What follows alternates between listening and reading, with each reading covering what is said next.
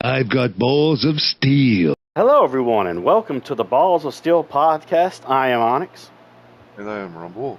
And we both have balls of steel.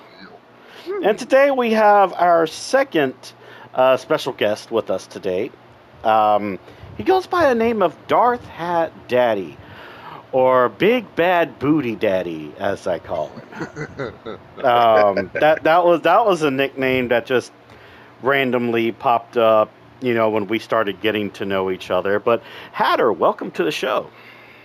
Thank you. Appreciate you guys having me on. Of course. Would you like to tell the people at home a little bit of things about you before we get started into some topics? Sure. I'm a big D&D nerd, so I love long walks by D20 tables, and I prefer my drinks to be gold and not clear. I'm an expensive date, but I can be cheap if you're reasonable. And I like pretty much everything Lego, Dungeons and Dragons, Ninja Turtles. Yeah, anything nerd. Awesome. So let's take a stroll back to when you were a little itty bitty hat. Okay. What was some of the first games you got yourself into? Very first games? Yes. Ooh, I'd say, actually there's one game I can't even remember the name of for certain. It was an Atari game. I remember the dragons looked like seahorses, but I want to say it was like something Quest, Kingdom's Quest. You had to find a key. There were like 3 levels basically, and you go through a maze. You're talking about Sword Quest. Sword Quest, that's the one. Yes, because I've played those games, and yes, there used to be a contest actually about Sword Quest as well back in the day. Yep, way back. Yep. Number Munchers. You guys remember that? Back on school PCs, Number Munchers? I do remember Number Munchers. I do. I do not, but... Well, why don't you give Rumble the scoop on Number Munchers? All right, so Number Munchers was... you ever see the Q*bert game? It's kind of like Q*bert, except there are numbers on different platforms, and you would have to follow the command prompts and basically do math and jump to the right numbers. And as long as you jumped to the right numbers and ate those numbers, then you could advance in levels. If you ate the wrong numbers, you'd end up dying. Or a bad guy could get you. Oh, wow. Yeah, that's exactly how I remember it. That old classic, Apple green screen. Oh, hell yeah, man, yeah. So let's let you age up a little bit.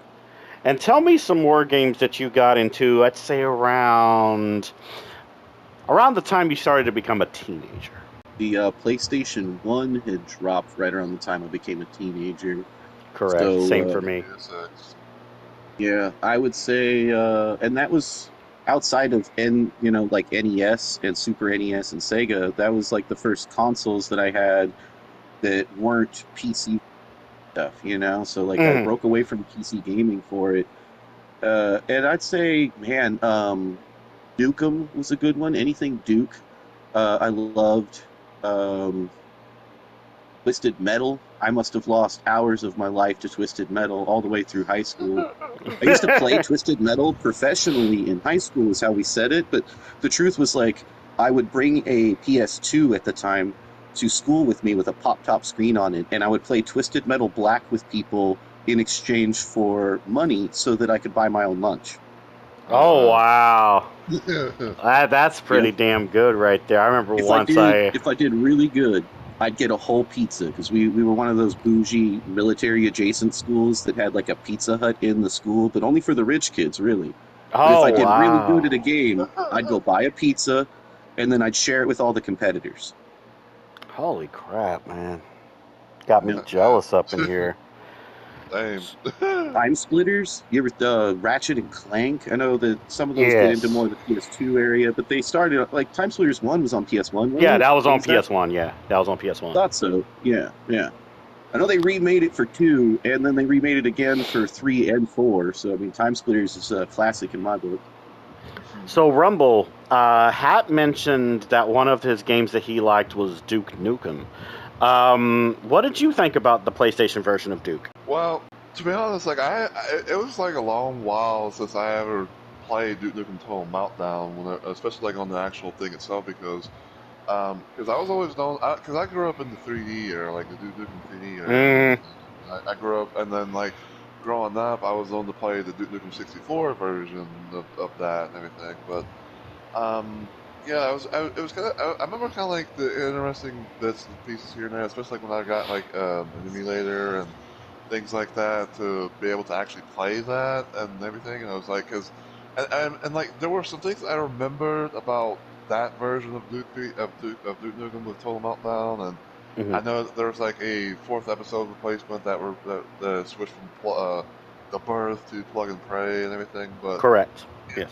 yeah, yeah, it was kind of thing, and I remember like trying to do a playthrough of it at one point on this PlayStation emulator I got called Duck Station, which was pretty nice. Oh yeah, I love DuckStation's emulator. You might have to check that out, Pat, because it also links with retroachievements.com, where a lot of games from like any old era can have their own achievements that you can get.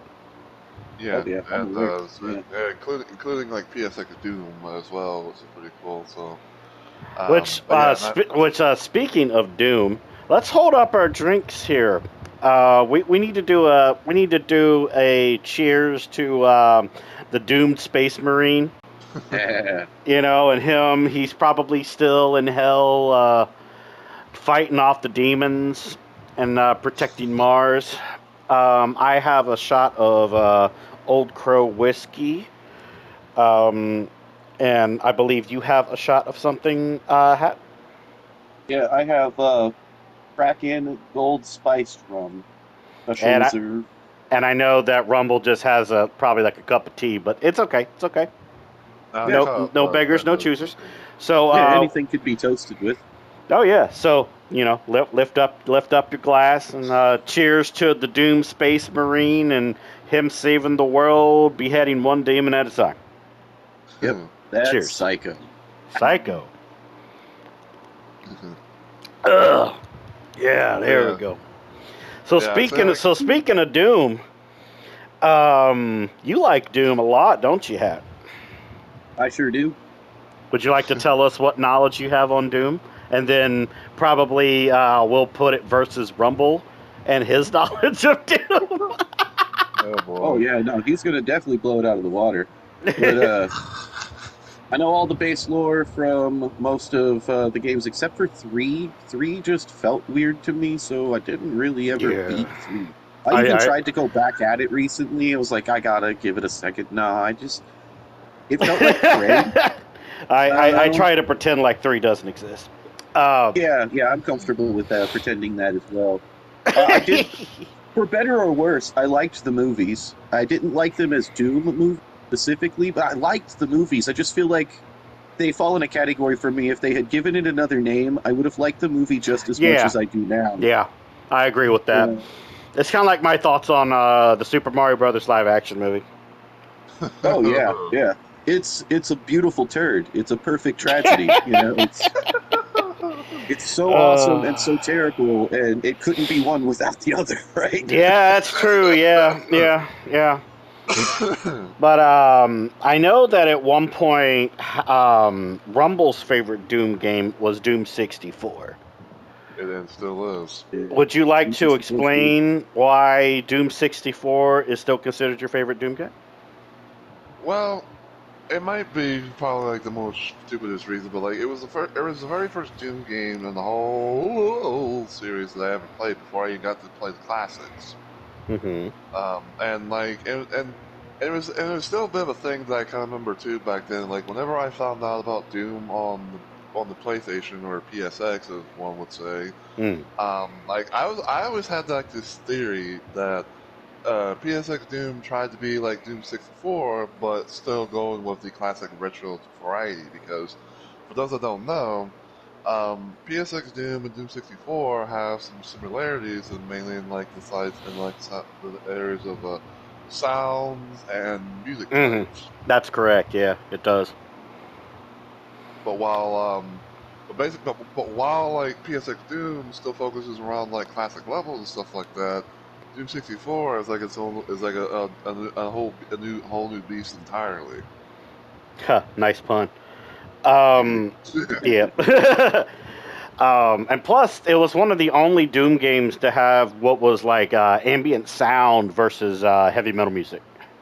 Oh yeah, that was a thing, yeah, and since Hap kind of brought up Doom 3, like I remember like trying to play it before here as well and everything, but like I still have it on my system, which I think when I got it because I'm trying to remember because I do remember like when I got Doom 2016 on like an actual like disc copy thing that Hmm. it had the ability to allow you to play Doom 1, 2, and 3. That's how they were playing those back then. So yeah, but yeah, with Doom 3 it was like it tried to be like a certain little thing, but it's just like I don't know. Like I mean, you know, So, I couldn't see, put heads or tails on it. yeah, I get you. So, seeing how Doom 64 is Rumble's favorite, what about you, At? For favorite Doom games, Yeah, what's your favorite Doom game? I think the one I remember having the most fun with and being the most excited, like reading it over and over on the screen day after day of my life, was Ultimate Doom. Yes, Oh, when Doom 1 became Ultimate because of how they added the fourth episode and everything. mm. Yeah, which I was like, I had run the other so much, I was like hungry for new content, just didn't know how to phrase that yet. And so when that came out, I was like, wait, there's more to do? I always love more to do. You know? Mm. Yeah, yeah. A random funny thing, if I may. Of course, of course. So, this is something I kind of learned over the years. So, like Duke Nukem 3D, they had a situation where it's like they added a fourth episode and they kind of called it something else. Like when Doom first came out, it had 3 episodes. It was like Knee Deep in the Dead, Shores of Hell, and Inferno. And Hmm. then Duke 3D had its own 3 things. And then afterwards, I don't know who did it first, but I mean, who the fuck cares? But when Duke had a fourth episode, it was called the Atomic Edition, and when it had like its little release of that, and Hmm. then Doom became Ultimate Doom, which had Thy Flesh Consumed for its fourth episode. That's true, yeah. And I guess to add to the conversation, my favorite Doom has changed a couple times over the years. My original favorite was 64 because of the ambient sound versus, the metal music, and of course the Unmaker, which is an amazing gun. Um, Yeah. but now it's going to have to be Doom 2016 Oh because we've had Eternal after it, and we've had now Doom to Dark Ages, and none of them, in my opinion, because my opinion matters because it's my podcast. My opinion is that it's it adds too much to the formula and it changes too much from the formula. While Doom 2016, it feels like an updated Doom with all the stuff that we've had in past Doom games put in there. And plus, it adds like a couple little, you know, nitpicks here and there with like the story because, Doom Guy doesn't care about a fucking story. That's why, like, I love the tutorial part of Doom 2016 because he's like, fuck this guy. I'm putting my suit on. I got a handgun with unlimited bullets. I'm just gonna go shoot zombies. Well, not zombies yet, but yeah. imps and stuff like that. And plus, only in the tutorial level, there is a nod to Fallout, and it's on one of the doors that lead out to the actual legit first level, and it says Vault Tech on it, but it has like a sticker that's like peeled off as if it's like the UAC, stole the fucking technology, and it's like, oh, we created this, not Vault Tech. Um, And I love nods like that because it's like they know that there's other universes out there, and they're just Right. gonna freaking nod at it. That's why, still to this day, ever since I saw that little Easter egg right there, I'm like, oh yeah, the Doom universe is totally part of the Fallout universe, and like It's the totally enclave in 100%. space. Exactly, yeah. And that's where we're going to segue into talking about Fallout. And I say that with a big grin on my face because I love Fallout. Now, I know Rumble doesn't have too much knowledge into Fallout. I know he's played a little bit of Fallout 4 just to Yeah, test well, out the waters. yeah, kind of. Like I kind of, I probably like, I kind of like the theme and stuff per se, but like I haven't played it as much. So yeah. So, Hat, let's say you were a salesman and you wanted to sell the idea of the retro Fallout games, the modern Fallout games, and the Fallout games we have now to Rumble to see if he would play them. What would you say? Fallout 1 and 2 were kind of like a roguelike RPG, top-down bird's eye view, but they play like a modern-day indie game. They were kind of ahead of their time as far as the things that they offered graphically for games. I know they're newer point and stuff click as well too, so yeah. Yeah, Yeah. they are very friendly to like story formats too. That point and click kind of format. It's a lot easier in 1 and 2 to make sure you talk to everybody in a town because you can just see everybody and click on them. 3 forward, you got to run around and really find some people. But the open world sandbox and the creative options, and especially the modding community for 3, New Vegas, 4, and 76 are kind of what really make Bethesda successful at that. In terms of the retro Fallout games, which one do you like the most, Hat? The one that I didn't know was a Fallout game until Fallout 3 came out. Wastelander. The Oh PC yeah, game. Wastelander, yeah. Like, I loved that game. It's one of the games that got me into wanting to do other Wasteland type games. It's literally why I picked up Fallout later. And then I didn't know that it was a precursor, because back then I didn't really track company information. But so when 3 came out, though, a bit of lore dropped about it where people were talking like, oh, well, did you know Wasteland? I was like, no, I fucking did not know that. Wait, when in Fallout 3 did they mention Wastelander was part of the lore?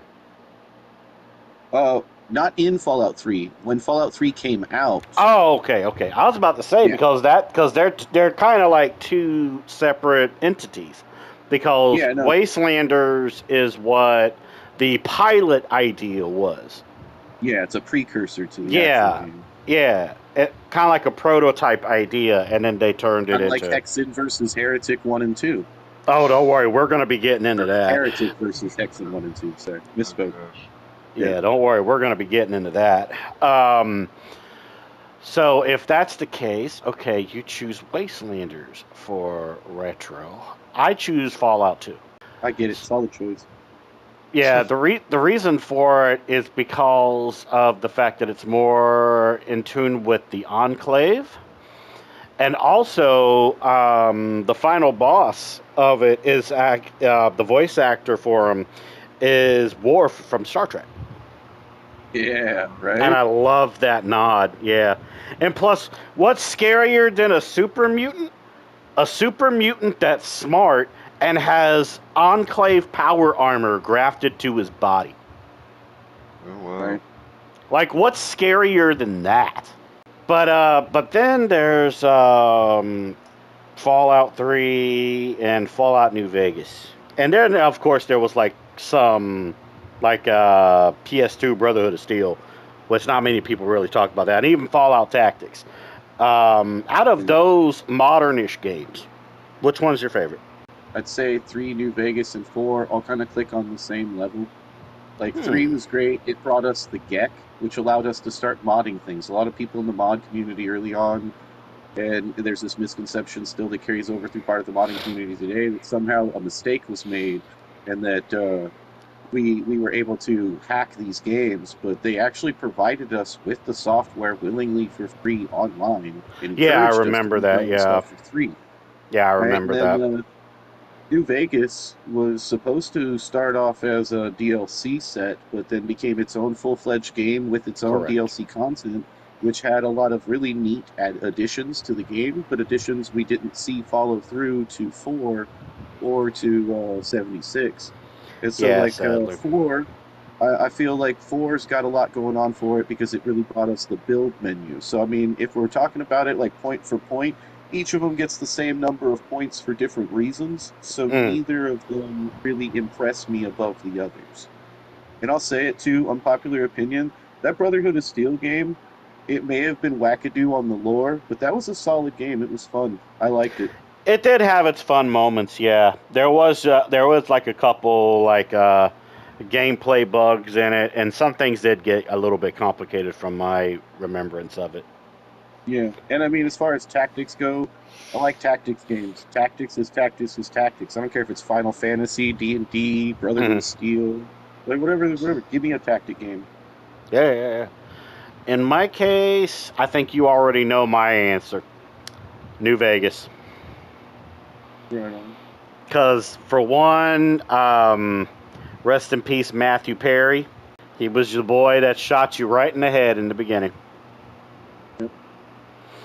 And then, you kind of think to yourself as you're, venturing around in the Mojave, whether or not you really do want to kill him. Or even, what faction you want to join. And plus, one thing that I did like about New Vegas is you couldn't just wear anything in the world. Yeah. If there was like costume pieces that were like tied to factions that didn't like that faction, oh, they wouldn't fuck with you. Yeah. Like that was just crazy. That's a good mechanic. Oh yeah, very much so. Yeah, and plus one of my favorite pieces of clothing from New Vegas was the gambler hat, which is basically a nod to Indiana Jones. And then of course there's that gun, which is a nod to Blade Runner, because I had to get that gun. It's beautiful. It's a beautiful piece of hardware. Let's get into 76. Because 76 is its own little ball game in a way. I guess you could say it is the only, I guess you could say the prototype idea of doing an online-based Fallout. Yep. And they wanted to do online from 3 forward, but they just couldn't do it mechanically with everything else they wanted to do. Yeah, yeah. Because times were much different back then. And now times are kind of weird still. But I remember this was around the time that me and Hat met. Me and Hat, in case you don't know Rumble, me and Hat, we met around the Fallout 76 beta. I think I remember that, yeah, because I think I remember seeing some streams of you, whenever you were doing the beta and stuff like that. So yeah. Yeah, what was I doing in the fucking beta aside from finding out where I could put a toilet in one of my camps? Well, no, seriously, when I made camps back then, I wanted to make a nice log cabin out on the mountaintops, I loved it. I think at that point was when I was looking for power armor frames for my team that I had. That makes sense.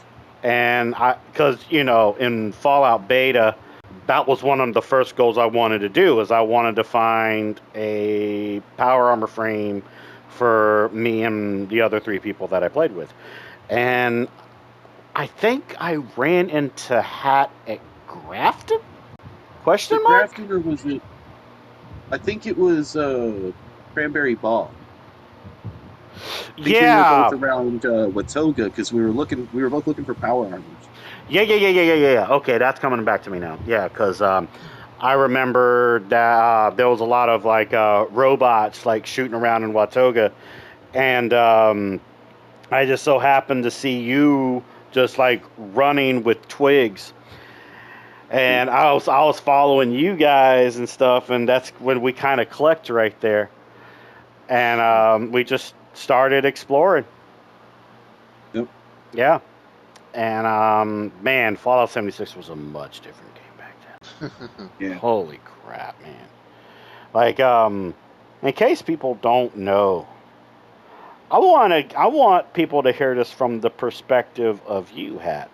Is the evolution of Fallout 76 from the beta to now. Use as many details as you want, take as much time as you want.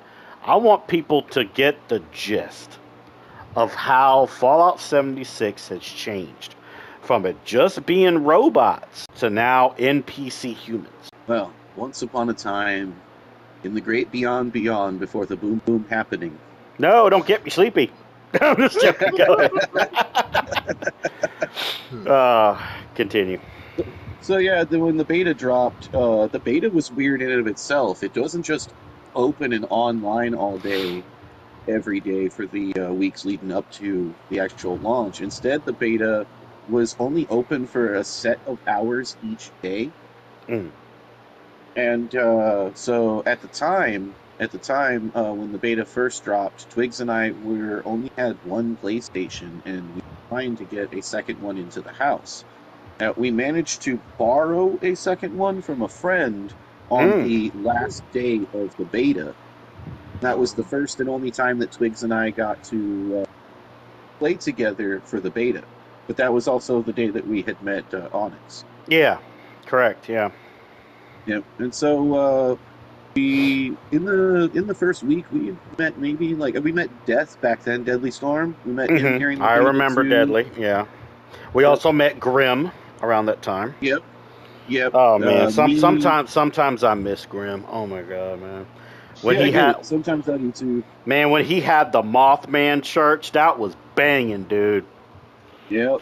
All praise the Mothman, even though I'm scared of that fucker. But continue. Sorry, I interrupted you there. Go right ahead. No, you're fine. You're fine. Ebb and flow, brother. Ebb and flow. But yeah. So I spent most of my first week there figuring out how the build thing worked right away, because I'm a really good builder in 4 at this point, but I know nothing about building in the game, and that's definitely going to be one of my main focuses. I know that at this time. I also thought ahead. Unlike a lot of other players, I know that this is kind of a tedious, weird thing to think about, but I made a bunch of bonus accounts on my PlayStation. The maximum my PlayStation would let me make. I made 14 accounts, and then I named those accounts after functions in the game that I thought would be important, like armor, weapons, aid, drug, and food, junk, stuff like that, so that I would be able to stack things up in a special place. And in the very beginning, in the beta, and for the first couple weeks after the beta went from beta to full launch, there was no maximum capacity to what we could carry. Correct. You could carry 20,000 pounds on you if you wanted to, and it didn't matter. But also it made Junk Field become like this beast of a defensive thing. So that's when Bethesda first nerfed what we could carry, and how much we could stash was in the original game. Correct. Yeah. And so it went from you being able to have a whole bunch of stuff on you to you having weight limits. And so that was a fun surprise to wake up to one morning. And then I'm trying to think, did they also drop on the same day the storage limit, the build limit as well, or was that later on down the road? No, yeah, the build limit was always there. It just, it was like astronomical kind of in the beginning, during the beta. It also, gathering enough resources to fill the space was hard for most people who were just starting off in beta and the beginning play, because they didn't really know where to farm massive quantities of specific things yet. You know what I mean? Yeah. Of course, me with my OCD started logging a notebook full of all kinds of notes as I crossed the wasteland until I memorized everything I think I needed to know about it. I had a goal to be a ranger of the game. You know, not to know everything about everything, but to know everywhere about everything. You sound like me when it came to vaults back in the day. I used to have a spiral notebook, and I would write down each vault that I ran into in the different games. That also includes Fallout 1 and 2. And I would put the vault name, and I would put the reason that vault was made. And then I would like draw up like my version of like a little half-fast map on how to get to each directive of that said vault fast, so you could just speed run through the whole damn thing. I lost that notebook a long fucking time ago, though. Oh my god! Like using graph paper. The game gives you a map, and the map is gridded, and so I would use graph paper to grid myself a map. I love the use really of graph rewarded paper in that moment. Like, you've seen the series, right? The Yeah. TV series. Oh yeah, I've seen the first season. Yeah, I can't wait for the That second one. moment when they hand the guy the printout of what the doctor is supposed to look like, and it's been done in boxes by pencil. That was kind of like, that's how I mapped the maps, you know. And so I saw that, and it made me laugh inside. It made me chuckle. Like, that's actually game lore. But until this moment, when it was physically presented in front of me visibly, I didn't realize that I was using Fallout technology to map. I was probably the most accurate Brotherhood of Steel mapper they ever had, and I didn't even know it. Yep. No, the lack of NPCs that people complain about before humans, I think, is a kind of an overrated hype train that people jumped on. Because honestly, most people that were playing the game, they knew that there were NPCs in the form of robots, and there still are, and they've added more NPC robots, and nobody's thrown a fit about that. And at first, nobody was complaining that there were no human NPCs, because the human NPCs left all kinds of data logs, books, adventures, and the point was that they died from a big disease that took everything out. They either ran away, or they got killed by each other, or the disease finished them off, right? And if that didn't get them, then the wasteland itself and its own hazards did. And so I they were trying to set an idea for it being a treacherous place. And I remember also around that time, people broke into a dev room, and there was actually an actual human NPC in there. Yeah, there was some action around some of the dev room stuff, but yeah, it's I usually cannot taboo. remember his damn name though. But he even had a name too. Yeah, but game itself, I thought was fine. My favorite part about it in the earlier years too was actually that the players started to build camps and become NPCs. The shop system, when that came in, because the game didn't start with shops, it didn't start with camera mode, it didn't start with a whole bunch of stuff it has now. But also, the public demanded that game come out.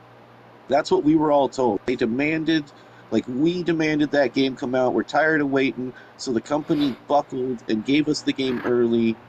But I always called bullshit on that. They didn't give us the game early. Fallout has always been straightforward. Fallout has always been the largest, most intriguing, paid-for-participation beta-scale test ever done. They get I us to can do their 100% work. agree on that. Yeah, I do. You're not buying a video game when you buy Fallout. You're paying to participate in its next level of beta. And Exactly. I mean, it's not a bullshit. It's not a lie that they did to us. It's not something they tricked us about. They were very upfront back with the publicity around 3 that they intended to build the same kind of game we're used to seeing, but from a different design direction. You know, and that 20, 30 years from that point, we would see games identical to it and indistinguishably so, but built from new directions. And they definitely created a new template for creating sandbox and shooter games. Definitely exactly. have. Yeah. But then there was the day where Wastelanders hit, and that changed, in my opinion, the whole game. It did change a lot of things. Also, though, a lot of it felt like fluff. Once we got the people, there was less to do. Like, think about how long is Rose West line? Oh, yeah. Right? Yeah. Now, find me one human-related storyline that has as many steps as Rose's quest line. There really isn't, no. Exactly. I mean, unless you count the whole thing with the Brotherhood of Steel dying to the to everything that happened in Cranberry Bog. Considering there were separate Brotherhood of Steel storylines in there that aren't directly connected other than the fact that they're all Brotherhood of Steel. True. I mean, I could beat each one of those in 30 minutes to an hour easy, and it would still take me that amount of time to beat Rose. I remember when I fanboyed when they name-dropped Arthur Maxon at the camp. Yeah, I wasn't hating on that. See, that's an interesting point, too, about before they brought in Wastelanders, they hosted a series of events online where they put it to us collectively on all consoles and PC to work together as a community to kill a bunch of creatures. And in exchange for killing these creatures, they would give us different downloadable content for our like camps, skins, weapons, stuff like that, right? And the event itself never really had a name per se in the public way, but often several of us have referred to it before as the Scorched events. The very first ones they gave us were, they charged us to do something like kill like 3 or 4 million Scorch collectively across all consoles. I remember that. Yeah. And we responded in that first week by killing something like 3 or 4 times the requested amount. Yeah. And so Bethesda was so blown away, they gave us the prize for free, like they said, and then they gave us another week where they were like, all right, kill twice that then. And we blew it out of the water again. And they repeated but this wait, with wasn't wasn't the second one that you mentioned for Super Mutants? But it was twice that. Nope, it was twice that. We went through Scorched a couple of times. Okay. Then we went through Scorched Beasts. Then we went through Robot. Then it was a wave of Super Mutants. Okay. Yep. And that wave of Super Mutants was one of the last things that came in for this before they added the Brotherhood of Steel to it. And remember, there used to be a mission. There used to be a mission at the observatory where the Brotherhood are now that is no longer in the game. And I put off doing that mission on accident, not on purpose, till the day before the update came in for the Brotherhood. And so I went there, I did the quest. Like when I went in, it was that place. Literally, when I exited the place, the new DLC content had begun. So it felt the most like I literally shifted the story. It felt like playing a one-player Fallout. You know? Holy shit. Now, something else people have forgotten or don't know if they weren't there back in the day is when the human settlers and raiders came in, it changed the landscape there too. The satellite used to be in a different position. Yep. But also, the settlement where the settlers are, Foundation, used to be a workshop that we could take over and defend. I do remember that. Yep. Yeah, I do remember that. That was pretty crazy. Yeah. So a bunch of those kind of things changed. I got mad at it because, all those mules I mentioned. Remember, I used to have a bunch of them built at the same location up on the hillside just outside of Newgad. I know where this is going. I will never stop killing all the Blood Eagles that take up that location now. I go there all the time. Today, they were like, kill Blood Eagles. For anybody who was watching the whole show, they saw me go there with every character on every account at least once to kill those assholes because it's a personal vendetta. I lost 14 camps in one go. Oh, man. I remember when I had to rebuild a lot of camps because of the Blood Eagles and all the other stuff, that was insane. Because at least... This was cool about it. I mean, they did give you like a free build change location thing, but it still wasn't the same. Yeah, they did. If you were part of the online community, they released maps on that one that showed where the new build radiuses were going to hit and stuff, and those maps were pretty freaking accurate. But they never did that for us again. That's true. They just started moving borders around. I remember one day I logged in and they just decided to move the fucking border for Fosnotch over 10 inches and completely screw up everybody's camps that were built around there for no good reason. Do you still have that one giant camp, or is that Twigs's that's at Fosnotch? Depends on which one. Like, she has her flying sea turtle camp. and she has a workshop camp there. I have the Magic School Bus project there now. Oh, yeah. Yeah, I did have that giant flying heart-shaped airship, the Iron Locket. I had that parked there, and we were going to keep that airship, because usually I build a new airship for Fosnotch every time, but I decided that one, we were all so proud of it, and it landed on Valentine's Day, and we made it heart-shaped, so we did a double challenge on it, and the next time it came around, they had wiggled the border and completely destroyed my heart-shaped ship. Damn. Yep. I think the last camp of yours I saw when I used to play the game, which I will be getting back into that, was the Mothman camp, where you could go inside of a moth. Yeah, yep, I still have that. Yeah. Which, by the way, I'm sorry, I'm gonna drink to this. Cheers to fuck the Mothman. I fucking hate that damn thing. Psycho. Psycho. Well, yeah, I was getting a little cart and horse there, but oh, you're good. so man. yeah, we did all those missions, we killed all those creatures, and then Bethesda did this amazing thing, in my opinion. They came out and they were like, now we're going to introduce humans. Why did we make you guys do this first? Why did we make you guys wait to do this before we dropped it? Because you people that just went out and did all that murdering, all of you are the people from the vault who cleared Appalachia for other people to now come back, which is why so many of the human stories are centered around two main factors: the disease that kept them away and might make them sick now that they're back, and the fact that they all had to leave and return. Yes. Now, we paved the way for them to return. We also, by this point, presumably would have created the vaccine, and that's why one of the very first things they have us do when it comes to the is to make a vaccine for them, and yeah, give it and to the raiders and the settlers. Exactly. Yeah, as a Nuka-Cola. Nuka-Cola, whip my blood in it. Yep. That's literally one of the names, Rumble, that you could name the so-called Nuka-Cola that you make. Nuka-Cola, Yep. whip my blood in it. What were the other choices? There's also Nuka vaccine, and I cannot remember what the other one is. I can only remember my blood and the vaccine. Yeah, I always chose the Nuka-Cola with my blood in it just for kicks and giggles. I know from my first time doing it, Twigs told me to do it as put my blood in it just for kicks and giggles, so I did that. Because, you know, when your wife tells me to do something, I need to do it, or I'm going to suffer the consequences. Yeah. Which, don't worry, everyone. In our next episode, we will be talking to her. But not right now. Not right now, though. We still have a little bit of time left.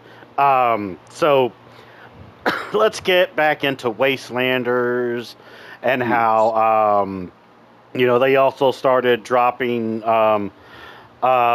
daily Scorched events, mainly for holidays. Yep, that was a good addition. That was a really good addition. Would you like to get into the details on that? It's like a lot of other MMO raid-style games. You go out, you kill a specific creature that's seasonally appropriate, and you get a loot back from it. It's basic in its own right, but it also stirred the community into kind of a group activity thing where people would want to try to hunt these down. And so they started to make like community maps for people to take certain routes that would take advantage of players. Kind of like, I saw some people refer to it in golf terms, that they would allow players to hit the maps in like a rotation. If you saw certain people at a certain place and you watched them on the map for a second and they moved to the next one, you'd know where they were in the rotation.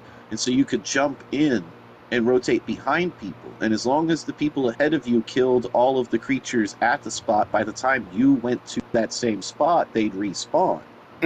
Correct. And this was very easy to do in public servers, even without communicating. It sounds like that would take a lot of coordination and effort, but because a lot of people were using the same hunting maps, it actually just kind of made its own flow. And you would just find a server where you could jump in, and now you're in rotation. And sometimes you'd come to certain areas, and other players would be doing something, and they would basically be like, oh, go ahead, play through. And you would just go on to the next location ahead of them. You know.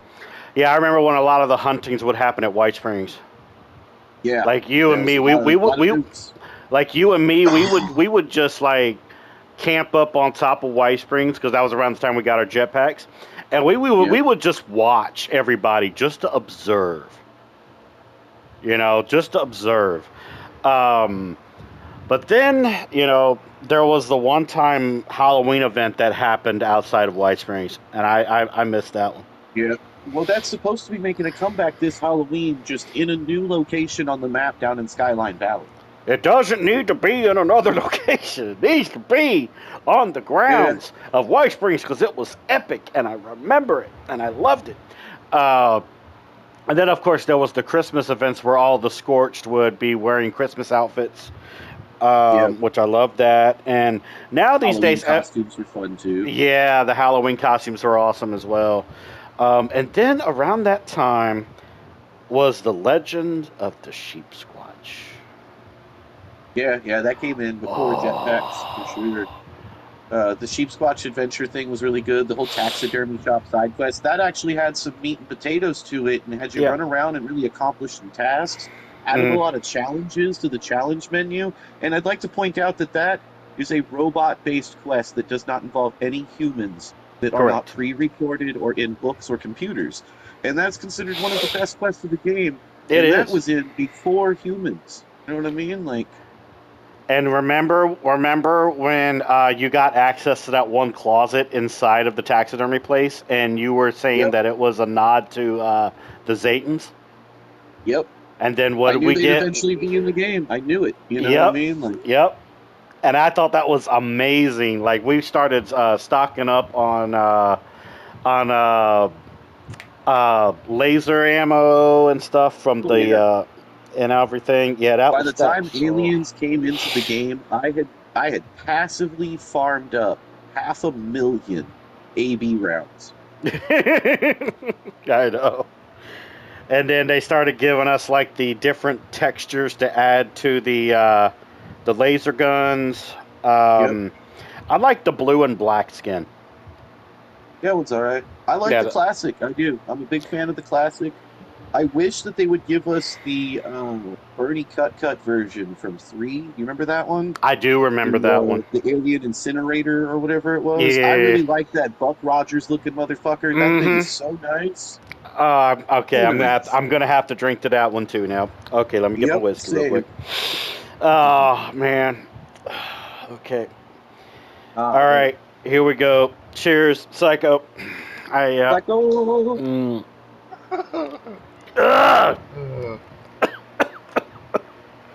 Things that this man does, ladies and gentlemen. Oh, because those are some good times right there, man. And we're only just getting started, bro.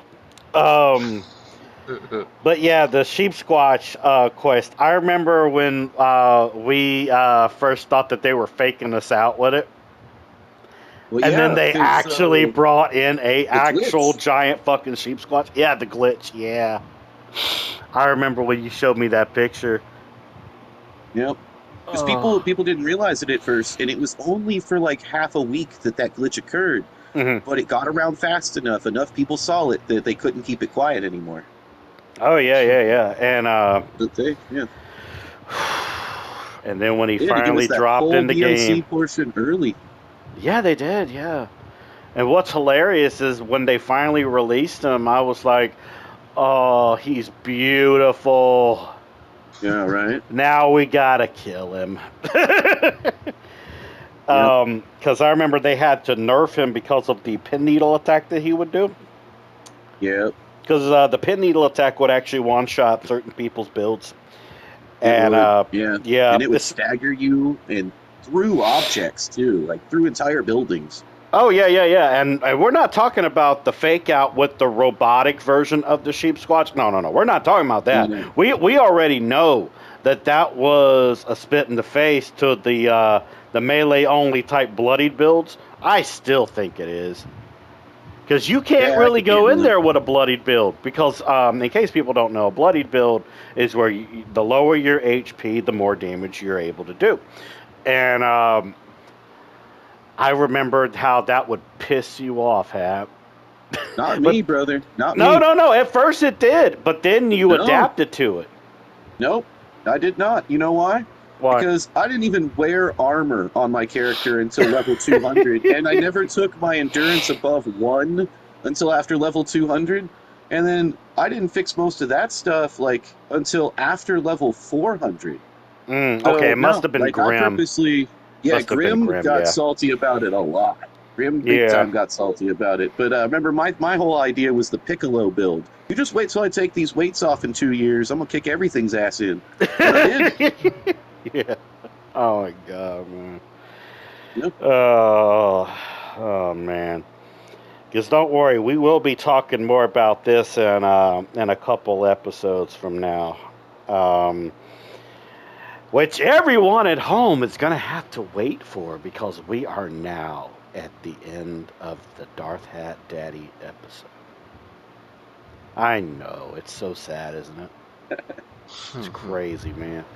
So, Hat, because Yes, this is, the so-called second season, where this is happening in 2026, why don't you tell people about what you tend to do on Twitch these days? Twitch. Yeah. All right, so the quick and easy rundown is on Sunday nights into Monday mornings. I like to play story-based games, watch a commercial for it, and try to beat it in a single go if I can, Tuesdays from 2 to 6 p.m. Central Time, I rock the dailies in 76 and the weeklies, and I clear it on my account and any other client accounts I might have. And then on Thursdays, 2 p.m. to 10 p.m. question marks. I do my DM's homework and work on tabletop RPG projects on air. And then every other day of the week, you can find me usually at 10:30 a.m. to noon 30 p.m. clearing the dailies for daily sakes. Oh yeah, the dailies on Fallout 76 in case people don't know. Yeah. And I guess seeing how this is the end of the episode, Hat, would you like to send everybody off into the void that is the in real life? Oh, yeah. Yeah, I could definitely do that. Hey, thanks for taking this walk along this nerdy path with me. And thanks for having me on the show, guys. All of you out there, thanks for watching. Tune in for the next one, too. I have a personal bias for the next one. A couple of my best friends and my partner are going to be on it, I hear. So, But but don't worry, it'll as be Onyx likes to fine. say, as Onyx likes to say, take care of yourself and be good to each other. Yeah? Yeah. Oh, yeah. We'll see you all later. Yes. Bye.